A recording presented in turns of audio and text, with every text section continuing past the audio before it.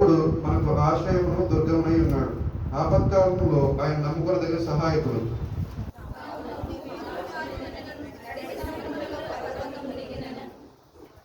వాటి జలములు ఘోషించుచు నురుగు కట్టినను ఆ పొంగునకు పర్వతములు కదిలినను మనము భయపడము.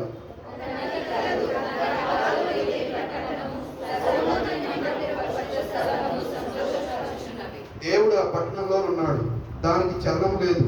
అరుణోదయమున దేవుడు దానికి సహాయం చేయుచున్నాడు.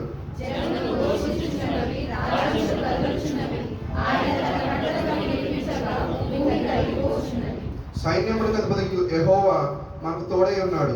యాకోబు యొక్క దేవుడు మనకు ఆశ్రయమై ఉన్నాడు.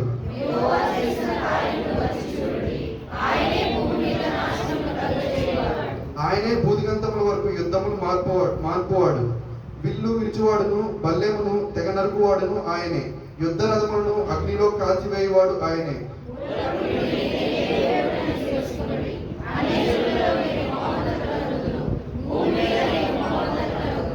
చివరి అందరం చదువుకుందాం.